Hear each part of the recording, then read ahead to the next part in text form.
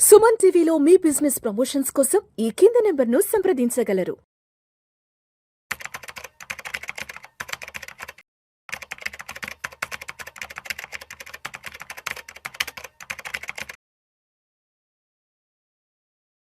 నమస్తే రేవంత్. నమస్తే అండి.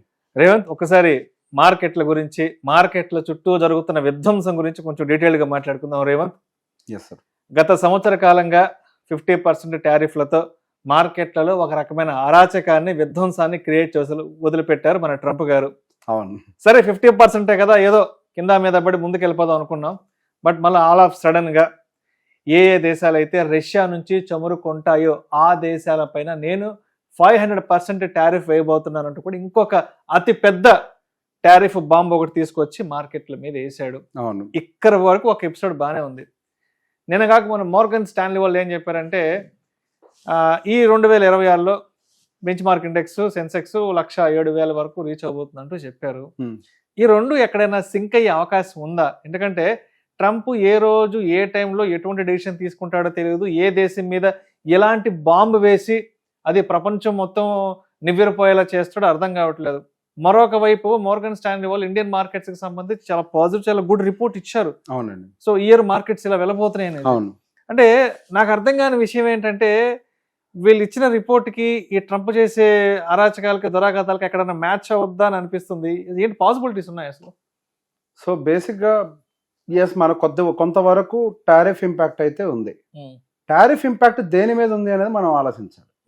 టారిఫ్ ఇంపాక్ట్ మన ఇండియన్ జీడిపి మీద పడ్డదా? లేదు. ఇప్పుడు యూజువల్గా రూపీ డిప్రిసియేషన్ ఇంపాక్ట్ ఇదంతా కూడా ఇన్ఫ్లేషన్ మీద పడాలి. పడ్డదా? జరగలేదు. ఇన్ఫ్లేషన్ అసలు ఆర్బీఐ కంఫర్ట్ జోన్ దాటి డిస్ఇన్ఫ్లేషన్ వైపు వెళ్తుంది. అసలు లేదు ఇన్ఫ్లేషన్. మనకి టారిఫ్ వల్ల డైరెక్ట్గా ఎకనామికల్ ఇంపాక్ట్ ప్రాక్టికల్లీ లేదు. ఇప్పుడు మనం మార్కెట్స్ ఇంపాక్ట్ గత వారం రోజుల్లో చూడటానికి గల కారణం ఏంటి? ఎఫ్ఐఎల్ యొక్క సెల్లింగ్.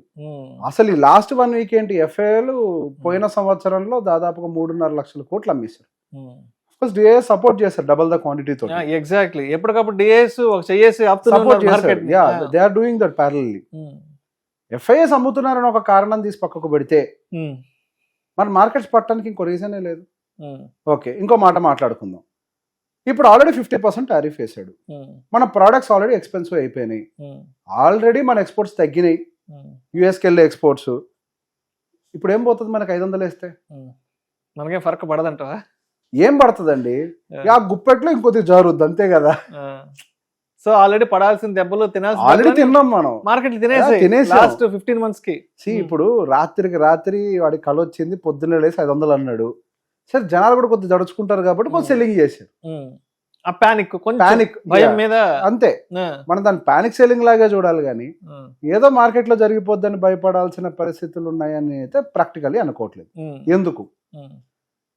ఇన్ఫ్లేషన్ చాలా తక్కువ ఉంది. ఇన్ఫాక్ట్ ఇన్ఫ్లేషన్ ని పెంచాల్సిన బాధ్యత ఇప్పుడు ఆర్బీఐ మీద ఉంది. అది 4%కి రావాలి.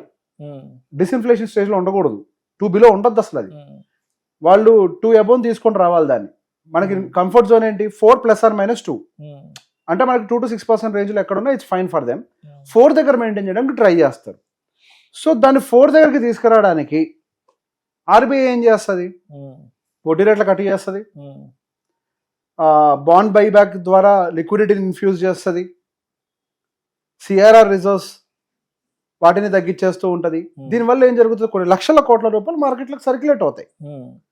మన గత 4 సంవత్సరాల 5 సంవత్సరాల టైం నుంచి కొన్నిట్లో సఫర్ అయ్యాం. ప్రజల దగ్గర ఆదాయం పెరగట్లేదు కానీ ఖర్చులు విపరీతంగా పెరిగాయి. Inflation has spiked up where incomes were not. ప్రజల యొక్క ఇన్కమ్ అంతే ఉంది. ఇప్పుడు మార్కెట్లోకి ఏమవుతుంది? లిక్విడిటీ ఇన్ఫ్యూజ్ అవుతుంది. ఆ డబ్బులను తీసుకొని జనాలు ఏం చేస్తారు? ఐదర్ ఖర్చు పెట్టాలి లేదా పెట్టుబడి పెట్టాలి. ఇప్పుడు బేసిక్గా ఈ పనులు ఎప్పటి నుంచో చేస్తున్నారు కదా, మరి ఇంకా పెద్ద ఎత్తున ఇంపాక్ట్ కనపడట్లేదు ఏంటి అని చెప్పేసి చాలా మంది కూడా అడిగారు. ఫస్ట్ డబ్బులు ఇన్ని రోజుల పాటు డబ్బులు అసలు మిగులుతాయో లేదో అన్న భయంలోనే చాలా మంది అసలు అప్పులు చేసుకుంటూ చిన్న చితక లోన్లు తీసుకుంటూ గడిపేసిన వాళ్ళు బోల్డ్ మంది. డబ్బులు వచ్చిన వెంటనే అందరూ ఖర్చు పెట్టరు. అసలు ఇప్పటికే వాల్యూమ్ స్పైక్ అయినాయి. Auto sales 40% up year on year. GST reduction తర్వాత మనకి జిఎస్టీ కలెక్షన్స్ బై డిఫాల్ట్ తగ్గాలి కదా, సేమ్ వాల్యూమ్ మెయింటైన్ అయితే. అట్లాంటిది పెరిగింది కలెక్షన్. దాని మీనింగ్ ఏంటి? వాల్యూమ్ పికప్ అయింది మార్కెట్లో. ఏం ట్రంప్ ఇంపాక్ట్ ఏం పడ్డది మన భారతదేశం మీద? జస్ట్ సెంటిమెంట్ అంతే. ఇప్పుడు ఎకనామికల్ గా కానీ ఫండమెంటల్ గా కానీ మన ఇండియాలో ఏ ఒక్క బ్యాడ్ ఎలిమెంట్ లేదు. ఎగ్జాక్ట్లీ ఒకటి FIS వెళ్ళి అంతే. దాన్ని రివర్స్ చేయాలి. దాన్ని రివర్స్ చేయాలంటే ఏమేం ప్రాబబిలిటీస్ ఉన్నాయి మనకి? February 1 నిర్మలా సీతారామన్ గారు సూట్ కేసు పట్టుకొని వస్తారు, బడ్జెట్ ప్రసంగం. ఎస్, ఆ సూట్ కేసులో వాళ్ళకి హల్వా సెలబ్రేషన్ జరుగుద్ది కదా, ఒక 5-6 రోజుల ముందు ఒక చిన్న హల్వా సెలబ్రేషన్ చేస్తారు కదా, చేసుకుంటారు. ఈసారి నేనేమనుకుంటున్నానంటే ఆ సూట్ కేసులో కొద్దిగా హల్వా FIL కోసం తెస్తారు అనుకుంటున్నా. చాలా మంచి మాట చెప్పారు. ఓకే, కొంచెం స్వీట్ తీసి వాళ్ళు కూడా అట్టేస్తారు. అది అంటే బేసిక్ ఇప్పుడు FIS అడిగినట్టున్నారు కదా, ఈ మధ్య అలిగారు కదా. అంటే FIL అలగడానికి కూడా కారణం ఏంటి? ఆల్రెడీ రూపీ డిప్రిషియేషన్, అంటే మార్కెట్ లో అన్సర్టనిటీ ఉందిలే వాళ్ళు. అదే రూపీ డిప్రిషియేషన్ ఒక ఇష్యూ, ట్యాక్సులు పెంచారు, అవును, ఇవన్నీ అంటే క్యాపిటల్ గెయిన్ ట్యాక్స్ ఇవన్నీ పెంచారు. ఒకవైపు అన్సర్టనిటీ, వాల్యుయేషన్స్, ఇవన్నీ ప్రాబ్లమ్స్ ఉన్నాయి. ఇప్పుడు వాల్యుయేషన్ కరెక్షన్స్ అన్నీ అయిపోయినాయి, ఇక ఆ ప్రాబ్లం లేదు. ఎర్నింగ్స్ గ్రోత్ పెరుగుద్ది, దానికి ప్రాబ్లం లేదు. మార్కెట్లో లిక్విడిటీ పెరుగుతుంది, దానికి ప్రాబ్లం లేదు. ఇక మిగిలింది ఏంటి ప్రాబ్లం? టాక్సేషన్ ఇష్యూ ఒకటే కదా మనకున్న ప్రాబ్లం. సో ఈసారి నిర్మలా సీతారామన్ గారు కొద్దిగా పెద్ద బడ్జెట్ నే ప్రవేశపెడతారని నేను అనుకుంటున్నాను.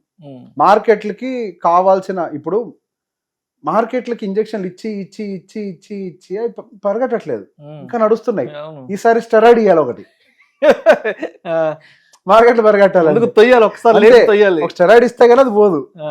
ఆ స్టెరాయిడ్ ఈసారి ఇస్తారేమో అని అనుకుంటున్నాను. One of the best budget అవుద్దేమో అని అనుకుంటున్నాను ఇది ఈసారి. ఎందుకంటే లాస్ట్ 12 to 15 months లో మార్కెట్ లో ఎన్ని విధ్వంసాలు జరిగాయో అందరు చూసారు కాబట్టి జరగాల్సినవి జరిగిపోయాయి, ఇంకా అంతకు మించి చూడగలిగేది లేదు. ట్రూ. మహా కరోనాలో చూసాం, మహా రష్యా ఉక్రెయిన్ యుద్ధాలు, ట్రంప్ చూసాం. సో వీటన్నిటిని డైజెస్ట్ చేసుకుని ఇంకా ముందుకు వెళ్ళాలంటే మీరు చెప్పినట్టు పెద్ద స్టెరాయిడ్ పడాలి. ఆ స్టెరాయిడ్ పడ్డది అంటే డెఫినెట్ గా మనం ముందరికి వెళ్తాం. ఇప్పుడు ఒక క్వశ్చన్ సార్, 2025 సంవత్సరంలో భారతదేశం ఎన్ని సమస్యలు చూసిందో అటు ఇటుగా ప్రపంచ దేశాలు కూడా అవే పరిస్థితులు చూసాయి, టారిఫ్లు చూసాయి, అన్ని చూసాయి. కానీ ఓన్లీ ఇండియన్ మార్కెటే పైకి లేగలేదు. 2025 అనేది ప్రతి ఒక్కరు దూల తీర్చేసింది. అవును సార్, అంతే. అవును, ఒక ఇండియన్ మార్కెటే పెరగలేదు, మిగతా అన్ని పెరిగినాయి. మన ఇండియన్ మార్కెట్ లో బేసిక్ FIS యొక్క అలక కొద్దిగా ఎక్కువగా ఉంది. దాన్ని ఈసారి ఐ బిలీవ్ లాస్ట్ టైం మీకు గుర్తుంటే నిర్మలా సీతారామన్ క్యాండిల్ అని ఉంది, దానికి ఒక పేరు కూడా పెట్టారు. అప్పుడు కార్పొరేట్ ట్యాక్సెస్ పెంచినప్పుడు FIS అమ్మకాలు మొదలు పెడితే నిర్మలా సీతారామన్ గారు దాన్ని తగ్గించేశారు. వెంటనే ఫట్ మన పైకి లేసింది మార్కెట్, వెళ్ళిపోయింది ఎక్కడికో, ఆగలే అక్కడి నుంచి. There is no looking back. అట్లాంటి ఒక షాక్ ట్రీట్మెంట్ యూజువల్లీ ఈ ప్రభుత్వానికి అది ఉంది, షాక్ ట్రీట్మెంట్స్ ఇస్తూ ఉంటారు, వాళ్ళకి ఆ నేచర్ ఆల్రెడీ ఉంది. సో ఈసారి కూడా ఒక షాక్ ట్రీట్మెంట్ ఇస్తారేమో. ఆ షాక్ ట్రీట్మెంట్ అనేది మార్కెట్ ని పైకి పంప్ చేయడానికి మంచి ఇది ఉంటుంది. సో బేసిక్ గా Morgan Stanley 1,07,000 or whatever Sensex కి సంబంధించి ఎందుకు చెప్తుంటారు వాళ్ళు, GDP is good, inflation is lower, GST collections, and this is Goldilock period. Usually Goldilock period అంటే ఏంటి? Where there is low inflation and high GDP. So there will be more space for the RBI or the central governments to pump liquidity into the market and boost the economy even more. Usually Goldilock period దొరకదు అందరి దృష్టిలో. ఇప్పుడున్న period problem అని అనుకుంటారు, ఎందుకంటే returns కంటికి కనిపించట్లే. కానీ ఇది గోల్డీలాక్ పీరియడ్. ఇప్పుడు జరగబోతున్న ఏ ట్రీట్మెంట్స్ అయితే ఉన్నాయో, ఇప్పుడు జరగబోయే ట్రీట్మెంట్స్ ఏవైతే ఉన్నాయో, రానున్న రోజుల్లో మార్కెట్స్ కి ఒక మంచి బూస్ట్ రావడానికి ప్రాబబిలిటీ ఉంది. లిక్విడిటీ అంత ఎక్కడికి పోతుంది సార్, మార్కెట్లోకి వచ్చాక ఒట్టి కాగితాలు తీసుకొని అయితే జేబులో పెట్టుకోరుగా. Cash is not allowed as per RBI, either it should be in bank or mutual funds or spend, అంతే కదా. ఇంకో దారి ఉందా? లిక్విడిటీ కనిపిస్తుంది మార్కెట్లో ట్రీట్మెంట్ ఆల్రెడీ జరుగుతోంది. ఇంట్రెస్ట్ రేట్ కట్స్ చేశారు, EMIలు తగ్గుతున్నాయి, CRR కట్స్ చేశారు, బ్యాంకులు ఎక్కువ అప్పులు ఇస్తున్నాయి, 2 lakh crores కి బైబ్యాక్ చేస్తున్నారు, ఇంకా లిక్విడిటీ పెరుగుద్ది. GST 2.0 చేశారు, బోల్డ్ అంతా లిక్విడిటీ ఇన్ఫ్యూజ్ అయింది, వాల్యూమ్ పికప్ అయింది. వాల్యూమ్ పికప్ అయితే కంపెనీలకు లాభాలే కదా, నెక్స్ట్ మంచి నెంబర్లే కదా రావాల్సింది.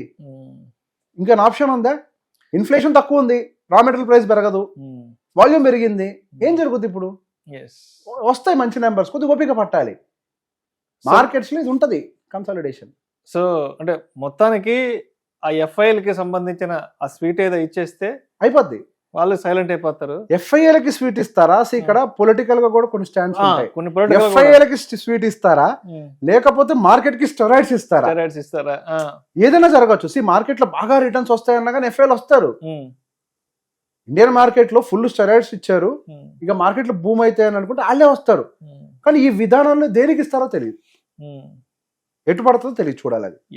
సో మొత్తానికి రాబోయే బడ్జెట్ లో మరి ఈ ట్రంప్ అరాచకాలని తట్టుకొని మనం గట్టిగా నిలబడడానికి, అదేవిధంగా ఇప్పుడు ఎఫ్ఐలకి కరెక్ట్ గా సమాధానం చెప్పాలంటే మరి ఏం జరగబోతుంది ఫిబ్రవరి 1 చూడాలి. అంతే సార్. ఇప్పుడు ట్రంప్ మాటల్ని మనం నియంత్రించలేం, మన చేతుల్లో ఉంది ఏంటి, మన బడ్జెట్, అదొక్కటే మన చేతుల్లో ఉంది.